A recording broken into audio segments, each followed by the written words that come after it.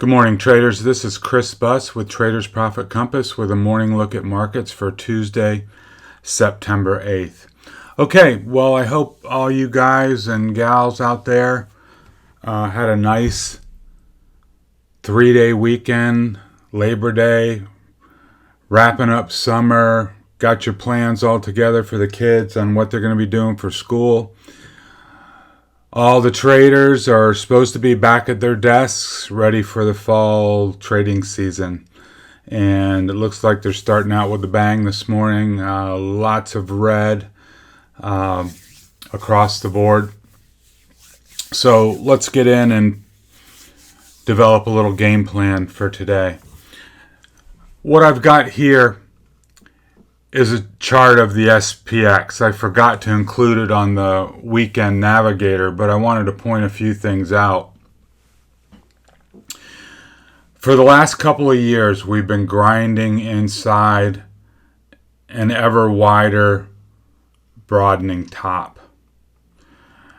I mean, you can see a series of higher highs and a series of lower lows.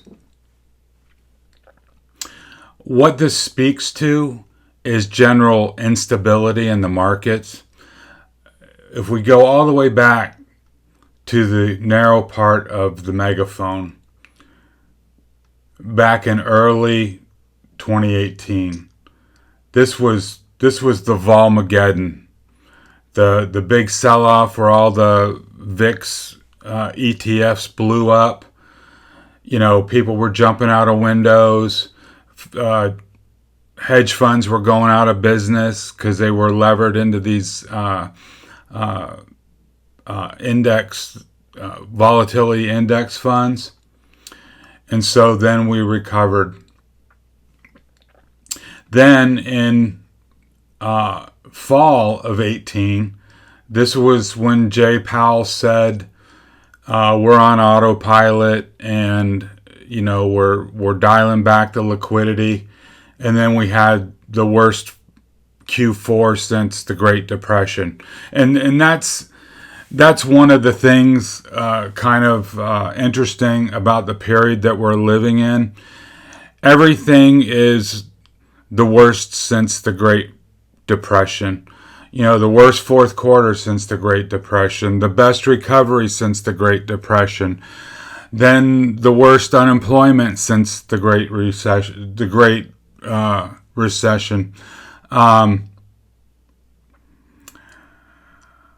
Analogies back to the financial crisis don't even register. They're nothing in comparison to what's happening now. So, anyways, fall of 18, we go down, and then we make the big rise back up, new highs. Then they pull the rug with COVID. Now we're back up at the new highs. This is not a stable market. That doesn't, I mean, we should and can and have made money in this market. But what it says is your caution level should be higher than it normally would.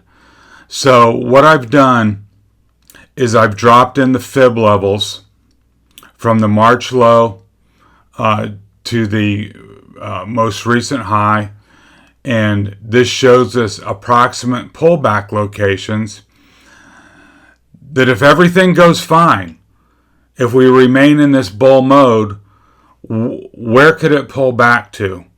And these aren't these are projections, not targets per se. They just give us an area. If we start pulling back, where would we look for a bounce, a real bounce? And so what we come up with is 3017, 2850, and 2700. I think you should have those on a sticky note somewhere in case things get wild here in the next few months and we start pulling back significantly. We want to look for zones where we can be opportunistic and either look to cover shorts or look to buy the dip. Now, I see people this morning already talking about buying the dip. Sorry, I can't do that. Number one, it's not a big enough dip to buy. I'm fine if everybody buys it, but I'm not gonna, because 3 days of selling, unless you're really tactical and really smart, this isn't a place to buy. Okay, at least not in my mind. I want to see stabilization. I want to see some key levels recaptured from below. And so now the onus is on the bulls to, number one, simply stop the selling, and number two, start to make progress upward.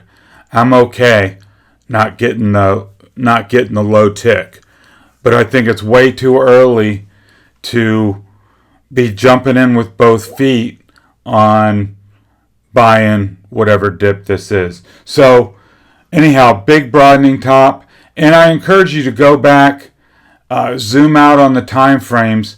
You'll see nothing like this for at least the last 50 years in terms of magnitude of the megaphone and duration. You can find little ones, but nothing on the scope of what we've got now. So let's move on to SPY 4-hour. The 4-hour channel broke last week, and now we're trading in the pre-market around this 335, 337 level. The low was 334.87. If you see this low get taken out, you've got to have an open mind for some of these lower targets. Doesn't mean it has to happen today, but it could happen in the days ahead. Come down here, take out the prior low, get some kind of a flush move, and then find support down here around 327. If you notice, we've got a significant price void here. Just below last week's low, there's not a lot of technical support. I would not be surprised to see them come down to 327 pretty quickly, but then to find some support in this area. So keep that on the radar. Last week's low, and see if they can hold that or if it fails. Now moving down to the 30-minute chart. Over in the notes, I give you some key levels. We've got the Thursday close, the Friday close, and the Friday low. In the pre-market, we're down near the Friday low, at least the last time I checked. Notice all of these open gaps below. If price loses the Friday low, the natural targets become these open gaps. So the top of the gap is support. If it breaks, it goes to the bottom of the gap. If the bottom of the gap breaks, it goes on to the next gap. So we've got some real clean looks at these gaps below. And if you notice, that 327 area aligns really well with filling these three gaps and bringing price down into this area. This would look like a nice bear flag that breaks. We could put the extension on this for a measured move, and that's going to bring it right down into this 327, 326 area. Now for the bulls, what they got to do is hold the line at or around Friday's low, and then start reclaiming levels as we go up. Now, if you're a tactical, active, intraday trader, and you see they can't break that low, you could get long there with a stop just below last week's low and look for a bounce. And at each level they reclaim, you can move up your stop. That would be a nice objective look at a long. But if they take out last week's low, you got to flip bearish. You got to flip bearish and then look for these lower gaps to fill. Now this morning, don't forget, if we continue to trade down around this 336 level in the pre-market, we're going to have a pretty big overhead gap to fill on the open. Watch out for the flash gap move higher to fill that, then a quick rug pull down. That would not surprise me in the least. It's a common technical move. So mark your opening gap in, at the open, and be aware that that'll need to be filled at some point. Let's move on to the Qs. Here's the 4-hour chart. Just like we talked about on Friday, they parked it right on the channel low, keeping everyone guessing, both the longs and the shorts. I went ahead, as we discussed at the midday note, I put a couple very small shorts on the Qs, way out of the money, looking for a retest of the low that we talked about on Friday. Maybe you have something similar. So this morning, I'm looking for a test of this low and then see what happens. But if you're on these longer time frames and you see that this 4-hour channel is going to break, and especially if you see 270 break, which was the Friday low, I think you gotta take a hard look at whatever you're holding in the Qs and decide what you're going to do. I think I've laid out pretty clearly what I'm doing. I stepped aside last week on Thursday on that initial rug pull. And now we've got a lot more evidence. We had follow-up selling on Friday, and now we've got some follow-up selling today. That could be it. Or it could be just the beginning. We have no idea. But I think if you're on the longer time frames, you've got to start respecting the channel lines and taking some risk off the table. I don't think this is a place to wish and hope that, this is just a 3-day event. We really don't know. So when you don't know, you've got to react. And for those of you that are holding multiple positions, your first obligation today is to take care of what you have. Make a decision, manage what you've got, then move on to, potential new trades. And if you're willing to, ride it out, that's fine. That's your decision. But just make a conscious decision. Don't go into hope mode. That's not a strategy. If your strategy is to hold and you've got more cash to allocate, then you can decide how to do that. But tactically speaking, I think you got to respect the short side right here. There's a lot of air in the Qs that needs to come out of FAANG.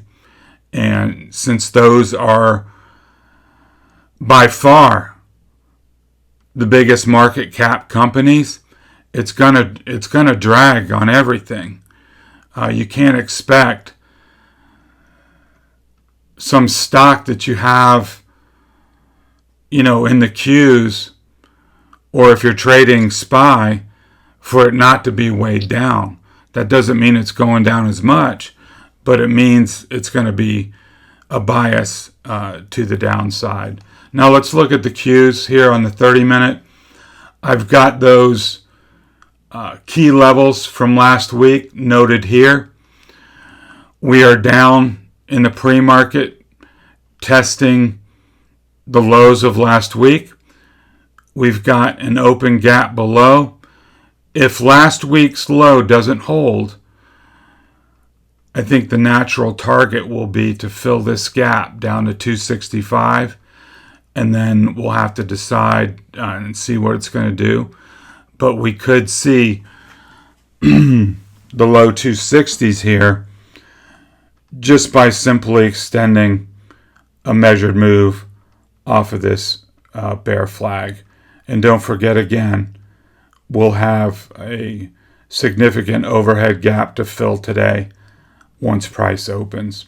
So just like in SPY, the bulls need to start reclaiming levels. And once you see price stabilize, maybe it's at the low here, maybe it's after filling a gap. If you're a tactical, nimble trader, look for that reversal at a objective location where you can set a stop just below and then ride out whatever bounce they have in store, make some money, then cover and reposition for that bounce to ultimately fail. And I think that's what's going to happen. IWM has been really resilient. It was actually marginally green when I looked at it. I think from a trading perspective, anything below 155 to me is bearish. If it can recapture 155, it would move this chart at least to a neutral position, if not a bullish position. But I still favor a move back down for a recheck of 150. That's my base case. It may be more stubborn than the other ones and take its sweet time, but I think ultimately price comes back to this 150 for a check, just like all the other indexes are in the process of doing. So 155 is your line in the sand. I would still stay on the short side below it. If we get that back test and then levels start to be reclaimed, then we can ride up a potential bullish reversal. Facebook is trading 272 in the pre-market, which is near the Friday lows. Notice we've got an open gap here just below 270. If it trades below 272.5 and loses Friday's low, I think you're coming back in here to this 261 level where we've got a large volume over price bar that can act as support. But if things get wild, we've got this huge gap below here, 249 to 233. Even if you don't typically trade Facebook, you got to have that level alarmed, because if things get wild and they pull the rug, this is going to fill eventually. It may be several weeks from now or not at all if things stabilize, but I would have that big gap, that $15 move lined up in your system, and you don't want to miss that one. Apple, it's trading in the 115 area in the pre-market the last time I checked. Key off Friday's low at 110.57. We've got gaps below that need to be filled. If price can't hold Friday's low, I think they're going to come in and at least fill this top gap, if not all the way down here towards 96. So those are potential downside targets if they can't hold the line. Amazon,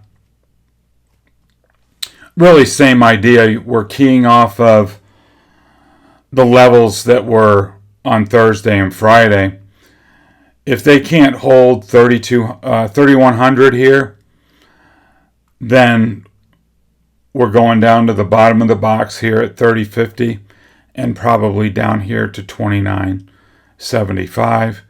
If we can recapture 32.50 and then move up these levels, these are natural resistance points now. And if they can be recaptured, that would be bullish and places where we can get long against on the breakout. Microsoft trading right at the Friday lows in the pre-market around 205. If it loses this level, I think it comes down to 200 pretty quickly and potentially down to 190 over time. That was the original all-time high breakout level, and I would expect that to hold at least initially. Now, if the pre-market is, if it stabilizes, then up here, if price starts recapturing these lower levels, then you can get tactically bullish for a bounce. Look for price to stabilize near this low. If you see that they can't break it, you could get long against 204 and see where the bounce takes you if you're tactical and nimble during the day. Google, same story. It's trading around 1535 right now. If it loses this level, it's back down to 1500, possibly 1460 if things start to fall apart. So, again, key off Friday's low. They got to hold it. They got to hold it for the bulls to see how far they can bounce it. They've got an overhead gap here they need to fill. Be aware of that if you're trading it. Winding up with Netflix and then Tesla. 485 is your line in the sand. And if you look back on the daily chart, this lines up with the 50 EMA. If they can't hold 485, then they're coming way down. I think you could see 450, 420 on a run to the 200 EMA. So 485 is a pretty critical level for Netflix. Tesla, a lot of people were banking on their inclusion in the S&P 500. They got the news after hours on Friday that they were not included. It sold off about $20 Friday afternoon, and now it's down more, trading in this 360 area. It's got to hold this trend line. This is the daily chart. If you see price losing 350 and 325, I think there's another 50 in the cards down to this 275 area where this high volume over price bar comes in. I think 275 is your key, your triple key support. It's got to hold that level. Otherwise, we're looking at a test of the 200 down near 205. But for right now, it's got to hold this trend line. It's got to hold the 50 EMA at 336. If it can't do it, 325 is your last stop, really, before 275. So, anyways, a lot of moving parts today. Keep your wits about you. Keep your notes handy of the key levels. Just to recap quickly, we've got Friday's lows, Friday close, and Thursday close. Those are the levels that the bulls need to recapture in order to turn this thing around. Short term today, they just need to hold the lows. If they can do that, that'll be somewhat of a victory. If they can't, then we take another leg down, and we've got to look at those downside targets. If you're an active trader, stay nimble, stay flexible. Don't lock in on a bearish or bullish theme. Let price tell you where it wants to go. And then pick an objective spot. Take your long or your short. Set your stop nearby. If price reverses, it's just a paper cut and you're out. If it heads in your direction, stay in it as long as you can and make price take you out. Okay. I hope you enjoyed the content. I hope the levels helped in your pre-market planning. If you like the content, please hit the like button and subscribe to the channel.